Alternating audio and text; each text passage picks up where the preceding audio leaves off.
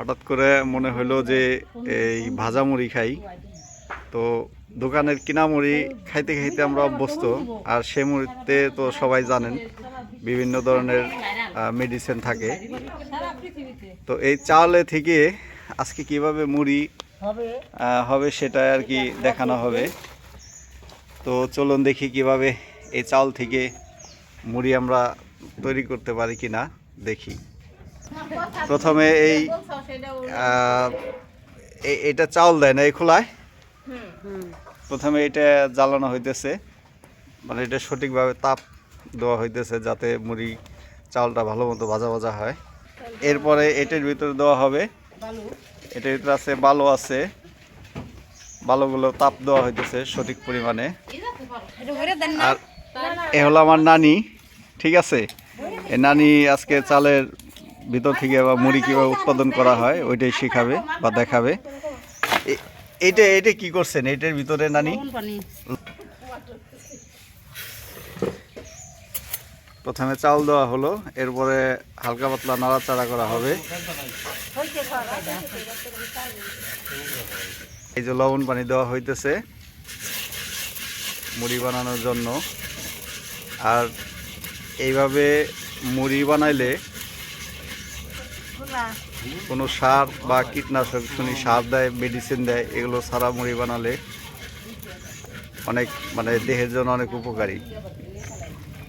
5 মিনিটের মতো ভাজলেই হইব। চাউলটা সঠিক পরিমাণে হয়ে আসলে তারপর বালির ভিতরে দিলেই হয়ে যাবে।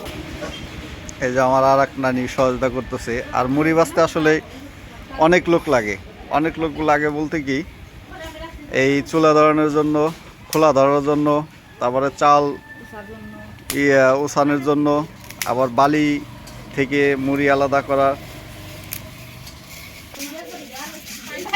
আমাদের চালগুলো মনে হয় হয়ে আসছে প্রায়, এদিক দিয়ে ভালো হয়ে গেছে। এখনই দেওয়া হবে।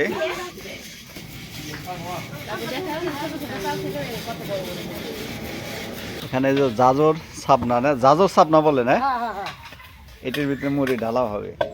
এই যে এখানে মুড়ি পড়বে, মুড়ি পড়লে নিচে বালু জমা হবে আর এইভাবে লাড়বে। মুড়ি বাজার অনেক কিছু লাগে। এই যে এখানে এই মুড়িটাকে সুন্দর করে চালন দিয়ে চাইলে বালু আলাদা করতে হবে, তাছাড়া তো খাওয়া যাবে না।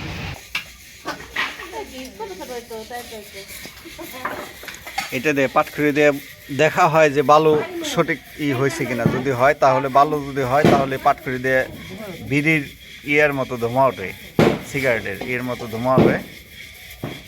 চাউল এই মুড়ি হয়ে গেছে আমাদের আল্লাহর রহমতে। আল্লাহর রহমতে মুড়ি হয়ে গেছে। এই যে মুড়ি পড়তেছে, এটা একটা ম্যাজিকের মতো, দিল চাউল হয়ে গেল মুড়ি। আমার এই 2 নানির অবদানে আজকে মুড়ি খাবো। বালি বেশি হয়েছে না?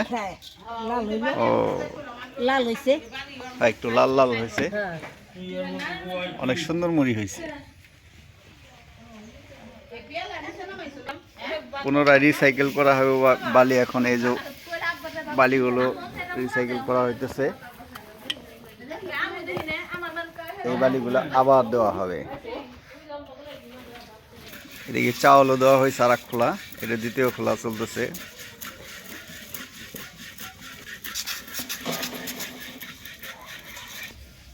এটা সকালবেলার নাস্তা।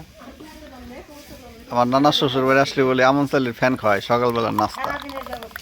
আগেকার দিনে শুনছি মানুষ ফ্যান খায়, মানুষ এসে ফ্যান খায় লেখাপড়া করে জজ ব্যারিস্টার হয়েছে। এখন 1 গ্লাস ফ্যানের দাম আছে। আর এখন তো ফ্যান তো ওদের ফ্যান তো কেউ খাই না, ফ্যান আর ভাতের মার বলে যেটাকে শুদ্ধ ভাষায়। আর আমন চাল পাবে কোথায়? এই চাউলের মুড়ি ভাজা হয়েছে, এই চাউলের মুড়ি ভাজা হয়েছে, তাহলে তো ভালোই। তো ওইটা তো দেখালাম না, ওইটা গতকাল না? ও গতকাল মুড়ি বাজার। তো এই ফ্যান টুক খাই আজকে আমি নাস্তা শেষ করবো। আর দেখি জজ ব্যারিস্টার হওয়া যায় কিনা। ঠিক আছে, অবশ্য জজ ব্যারিস্টার না হয় বলো, সরকারি কর্মকর্তারা বেশিরভাগ দুর্নীতিবাজ। বালি চেক করা হইতেছে, দেখি বালির ভিতরে মানে কি অবস্থা। এই যে ধোঁয়া হয়েছে, বালি হয়েছে মনে হয়। এই যে বিড়ির মতো ধুমা, হ্যাঁ হ্যাঁ। চাল দেওয়া হলো, এখন এটা নাড়াচাড়া করা হবে। ওই যে ফোটা শুরু করছে, অলরেডি ফোটা শুরু করে শব্দ করতেছে। এই যে মুড়ি ঢালা হবে এখানে, মুড়ি হয়ে গেছে অলরেডি। এই যে অনেক সুন্দর মুড়ি, অনেক সুন্দর মুড়ি হয়েছে আমাদের। এই বালিটা একটু কম থাকলে নাড়াচাড়া আরাম হয়। হ্যাঁ, এভাবে মুড়ি বানানো হয়। সবাই দেখলেন। আর আমাদের চ্যানেলটা আশা করি যারা দেখবেন সাবস্ক্রাইব করবেন যদি ভিডিও ভালো লাগে, কারণ আমরা নতুন মানুষ। সবাই দোয়া রাখবেন, সবাইকেও মানে দোয়া করি সবাই যেন সুস্থ বা ভালো থাকেন, যে যেখান থেকে দেখেন। আল্লাহ হাফিজ।